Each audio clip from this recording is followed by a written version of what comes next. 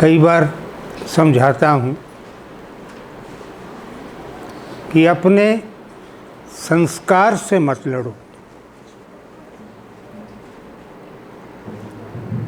संस्कार से लड़ोगे मुश्किल हो जाती है कई बार। जैसे मान लो आपने आदत बना रखी है कि नहाने के बाद घर में एक मूर्ति पड़ी है, उसको प्रणाम करना। एक दिन भूल गए करना और उसी दिन कुछ गड़बड़ हो गई, तो सारी उम्र के लिए एक पक्का भ्रम मन में बैठ गया कि ये नहीं किया तो देखा क्या हो गया। इसको संस्कार कहते हैं। संस्कार से मत लड़ो, जो कर रहे हो करते रहो, कोई भ्रम ना पालो, लेकिन जो कर रहे हो उसको समझ के करो। मैंने एक जगह लिखा है कहीं कि चोरी भी कर रहे हो तो पता हो कि चोरी कर रहे हैं। ये नहीं कि चोरी करते हुए ये सोचो कि बड़ा पुण्य का काम कर रहे हैं, ये नहीं। चोरी कर रहे हो, पता है कर रहे हो, करो, लेकिन अवेयर रहो। नॉर्मल लाइफ में भी और आध्यात्मिक लाइफ में भी अवेयरनेस सबसे पहली शर्त है। अवेयरनेस होनी चाहिए। तो जो कुछ हम कर रहे हैं साधारण जीवन में या जो अध्यात्म में कर रहे हैं, क्या हर चीज़ के प्रति हम अवेयर हैं, जागृत हैं? ये हमारा देश उत्सवों का देश है, कंट्री ऑफ फेस्टिविटी। यहाँ सारा साल उत्सव चलते हैं। संग्रांद है, अमावस है, पूर्णिमा है, होली है, दिवाली है, दशहरा है, भाई दूज है, रक्षाबंधन है, अनंत।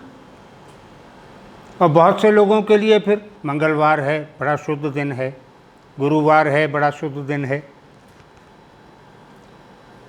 ये सब तब तक शुद्ध हैं जब तक तुम्हारा मन शुद्ध है। फेस्टिविटी किसी भी नेशन के लिए, किसी भी कौम के लिए, किसी भी राष्ट्र के लिए बहुत बढ़िया चीज़ होती है। अब यूरोप को देखो, बस क्रिसमस के 10-15 दिन हैं साल में एक बार जब वो फेस्टिविटी करते हैं, बाकी सारा साल चुपचाप निकलता है। मुसलमानों को देखो, बस 2 ईदें हैं, ईद और बकरीद, बाकी सारा साल। और हिंदुओं के यहाँ हर दिन कोई फंक्शन, हर दिन कोई उत्सव।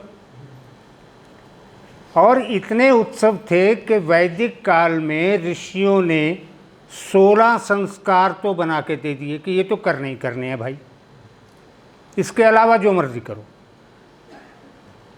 अब वो 16 संस्कार आज या तो बंद हो गए या रूप बदल गया। समय के साथ साथ बदला करता है सब कुछ। जो रेलेवेंट नहीं रहता समाप्त हो जाया करता है, लेकिन जो रेलेवेंट है और समाप्त हो गया उसकी अवेयरनेस क्यों नहीं है? उसको शुरू ना करो, लेकिन पता हो जो कर रहे हो उसको भी कर सकते हो, लेकिन पता तो हो। मैं बताता हूँ अब क्या क्या संस्कार हमारे पूर्वजों ने दिए। पहला संस्कार था गर्भाधान। संभोग ही पति पत्नी मंत्र बोल के किया करते थे। गर्भाधान संस्कार बोलते थे इसको। तब स्त्री गर्भ धारण करती थी, तो जो आत्मा माँ के शरीर में आई वो मंत्रों की छाया में आई और आते ही उसको मंत्र शक्ति मिली। ये कारण था।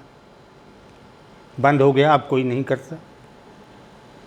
फिर सीमंतोनयन था। स्त्री के बाल ऊपर करके उसके गले में गूलर की माला डाली जाती थी। इससे गर्भ के दौरान इन्फेक्शन का डर नहीं रहता था, वो भी बंद हो गया। फिर पुंसवन संस्कार था, बरगद की छाल पीस के उसका रस गर्भवती की दोनों नासिकाओं में डाला जाता था, तो वो किसी भी प्रकार की इन्फेक्शन को बाहर ही रोक देता था, वो भी बंद हो गया। फिर नामकरण,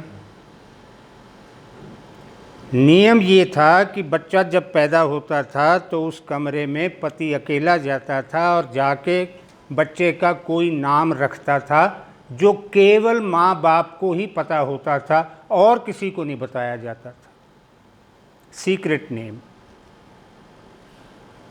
फिर ब्राह्मण बुलाकर यज्ञ करा के, हवन करा के फिर उसका एक नाम रख दिया जाता था, वो उसका सामाजिक नाम होता था। ये एक बड़ा संस्कार था, बड़ा आयोजन होता था घर में, बिरादरी भाईचारे की रोटी भी होती थी, ब्राह्मण का भोज भी होता था, सब होता था इसमें। वो बंद हो गया। फिर विवाह, अब विवाह तो अद्भुत संस्था बनी। मनु के समय तक पता ही नहीं कितने प्रकार के विवाह हो रहे थे, तो मनु ने 8 प्रकार के विवाह निश्चित कर दिए कि इन 8 तरीकों से जो शादी होगी वो लीगल मैरिज होगी, इसके बाहर कोई शादी होगी तो लीगल नहीं होगी। और इन 8 में एक था राक्षस विवाह। राक्षस विवाह में क्या होता था कि लड़का घोड़ी पर बैठ के जाएगा, अपना चेहरा छुपा के जाएगा, हाथ में तलवार लेके जाएगा, अपने पीछे अपनी उम्र का एक लड़का बिठाएगा। अगर लड़की लाने में जो युद्ध होगा उसके परिवार के साथ, उसमें दूल्हा मारा जाए तो ये पीछे वाला लेके आएगा, और अगर ससुर परिवार में किसी एक को भी जख्मी नहीं किया तो शादी वैलिड नहीं है। ये था एक, मनु ने जिसको लीगल बनाया, सैंक्टिटी दी, जिसको रिलीजियस सैंक्टिटी दी, वो था राक्षस विवाह। और जिसको सर्वश्रेष्ठ बताया मनु ने, वो था ब्राह्म विवाह, कि अग्नि को साक्षी करके 7 फेरे लेके लड़का लड़की एक दूसरे को अपने पति पत्नी स्वीकार करें और पिता स्वेच्छा से अपनी इच्छा से कन्या दान करें। तो आजकल हम कर क्या रहे हैं, दोनों को मिला लिया हमने। आज भी लड़का घोड़ी पे बैठ रहा है, चेहरा छुपा रहा है सेहरा बांध के, इसको फौज की भाषा में कैमोफ्लेजिंग कहते हैं, कैमोफ्लेज कर दिया। तलवार भी लेके जा रहा है, ठीक है। अब वो अपनी उम्र का लड़का तो नहीं बिठा रहा, छोटा सा भतीजा भांजा टोकन रूप में बिठा लेता है, और वहाँ जाकर वो जख्मी तो नहीं करता किसी को, लेकिन मंडप में फेरों पर बैठने से पहले मंडप को तलवार से छू देता है, अटैक करता है। अब वो सिंबॉलिक अटैक हो गया।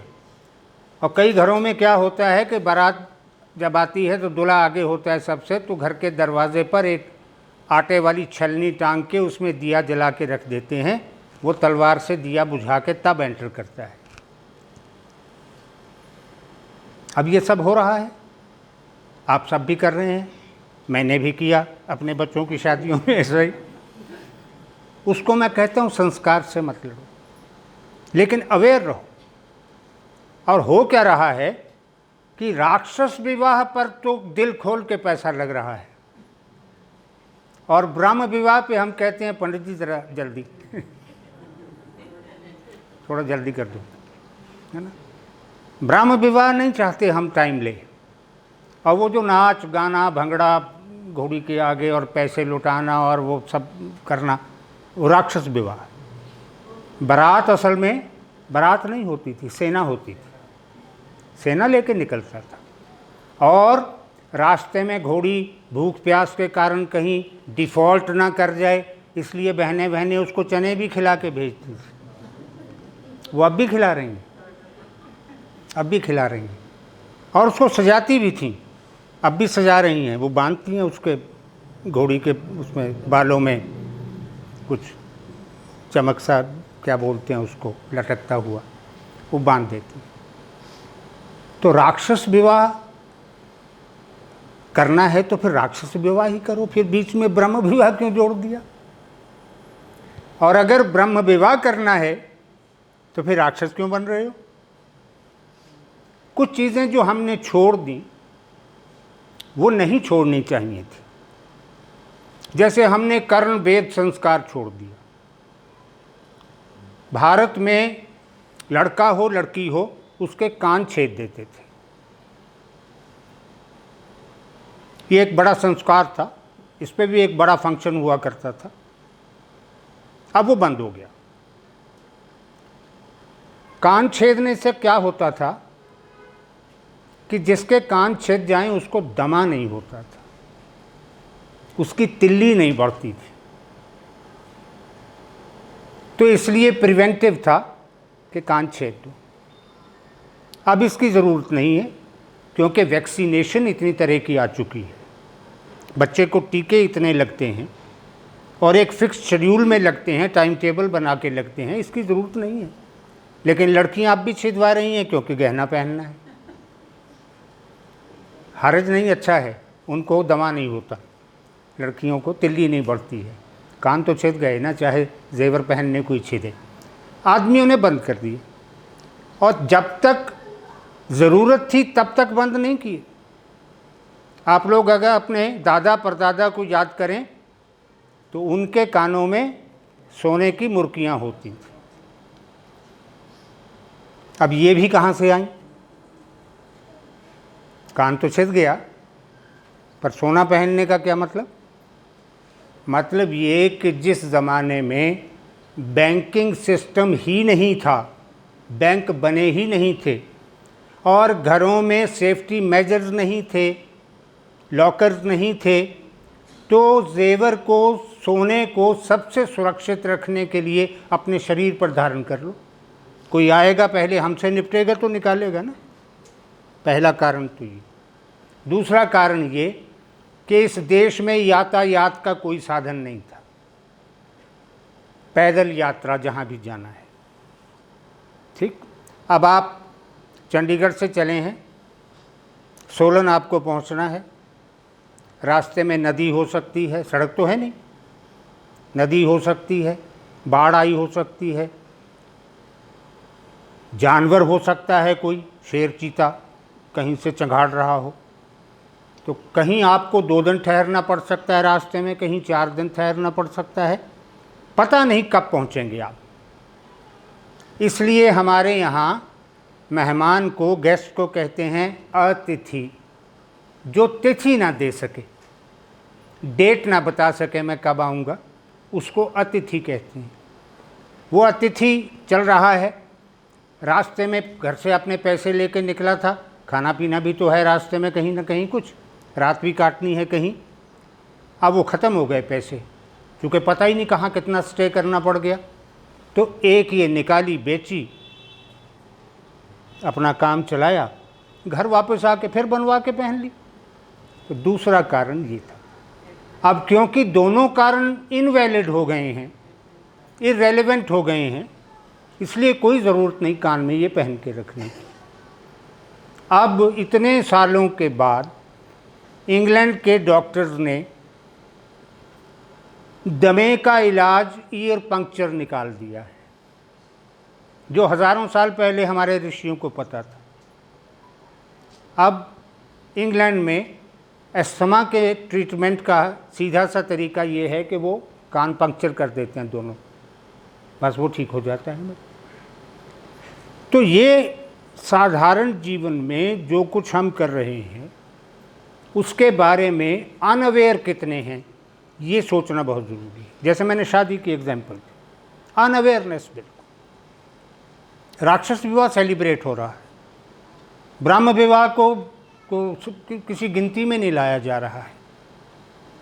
फिर अब तो ठीक है, नर्सिंग होम्स हैं, रेगुलर चेकअप्स हैं, प्रेग्नेंट लेडीज़ के लिए सब कुछ है, लेकिन ये बातें हम शहरों में बैठ के कर सकते हैं। भारत की 80% आबादी तो गांव देहात में रहती है, और गांव देहात में तो डिस्पेंसरी ही नहीं है किसी में। और कितने ही गांव इस देश के ऐसे हैं जिनका सड़क से संपर्क ही नहीं है। इसलिए हमारे ट्राइबल्स में आज भी वही 16 संस्कार किसी न किसी रूप में पड़े हुए हैं, जिनका निर्वाह वो कर रहे हैं।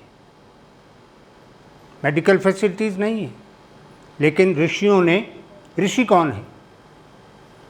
ऋषि वो है जो स्कॉलर है, जो विद्वान है, जिसको सारी विद्याएं आती हैं, एक आध विद्या का नहीं है, उसको ऋषि नहीं कहते, सब विद्याएं। हमारे यहाँ एजुकेशन का जो सिस्टम रहा, जिसको गुरुकुल सिस्टम कहते हैं, वो यही होता था कि जिस माता पिता को बच्चा अपना पढ़ाना है, वो उसको किसी ना किसी ऋषि के हवाले कराता था। छोड़ आए, कोई फीस नहीं है, कोई एनुअल चार्जेस नहीं है, कोई कापी बस्ता नहीं खरीदना, कोई किताब नहीं खरीदनी, कुछ नहीं। बच्चा वहाँ चला गया, अब घर नहीं आएगा।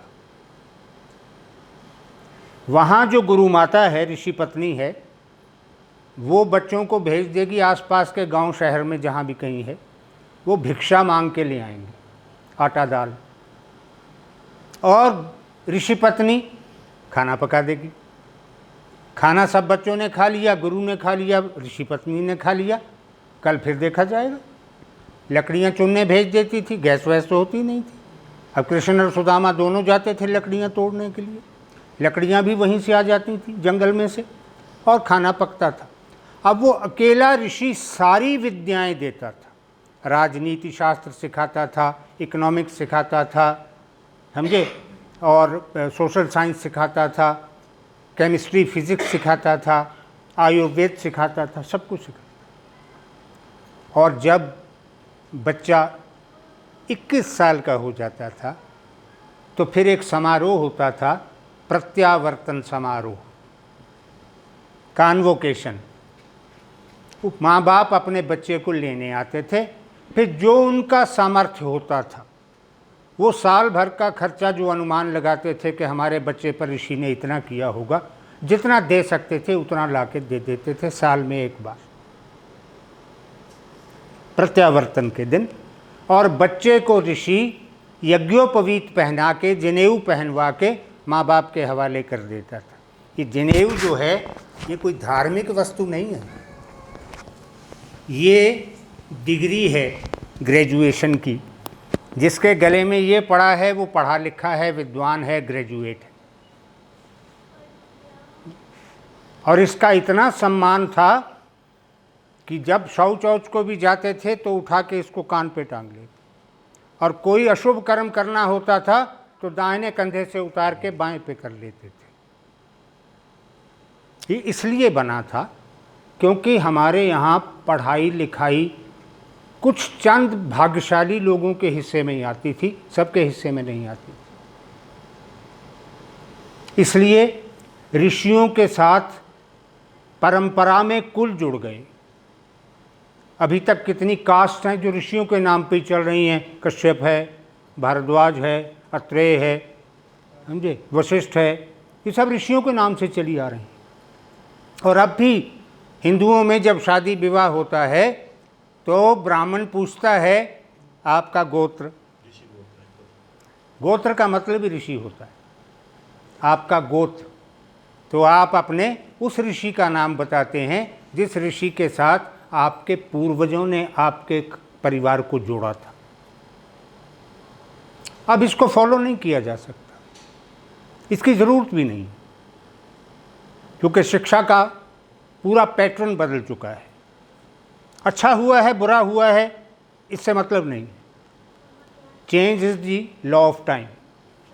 समय के साथ परिवर्तन होता रहता है, समय परिवर्तनशील है, बदल जाता है।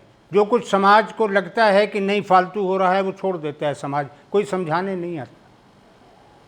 और इसी प्रकार से हमने अपने सांसारिक जीवन में भी और आध्यात्मिक जीवन में भी कितना कुछ है जो हम निद्रावस्था में करते हैं, जिसको मैं अनअवेयरनेस कहता हूँ।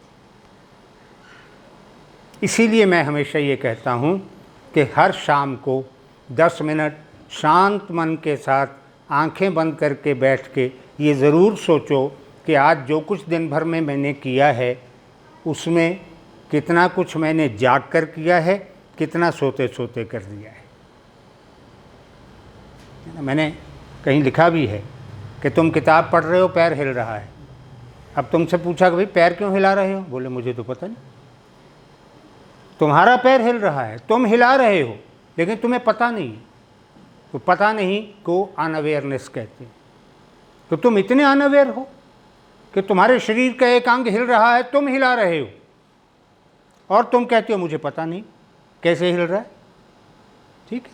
और फिर क्या होता है, किताब पढ़ते पढ़ते भूल जाते हो, फिर 10 पेज पीछे उल्टा के देखते हो क्या पढ़ा था। तो वो जो 10 पेज पहले उल्टाना पड़ रहा है वो अनअवेयरनेस में पड़ गए थे, इसलिए याद नहीं। अब अवेयरनेस हुई है तो पीछे मुड़ के देख रहे हैं कि क्या था उसमें। तो हमारे जीवन में कितने ही कर्म ऐसे हैं जो हम अनअवेयरनेस में कर रहे हैं। अध्यात्म भी अनअवेयरनेस में हो जाता है। जैसे एक मन बना लिया अपना, जैसे मैंने अभी उदाहरण दिया ना, मूर्ति को प्रणाम नहीं आज किया तो कुछ बुरा हो गया। ऐसे एक रूटीन बना लिया एक कि बस ठीक है, गुरु वंदना बोली, 3 बार सिद्ध मंत्र बोला, मुद्रा बनाई, बैठ गए। तो ये तो समाधि हो गई, ये तो समाधि हुई, बैठ गए। काम तो इसके बाद शुरू होना है।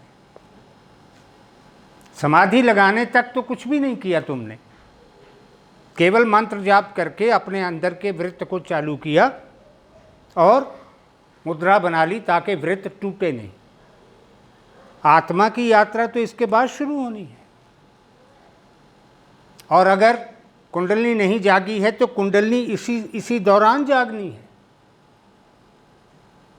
तो इसके प्रति कितने अवेयर हो, आत्मा की यात्रा के प्रति कितने अवेयर हो, शरीर में चलती हुई ऊर्जा के प्रति कितने अवेयर हो, ये ध्यान में नहीं देखना है, लेकिन ध्यान के अलावा सोचना ज़रूर है।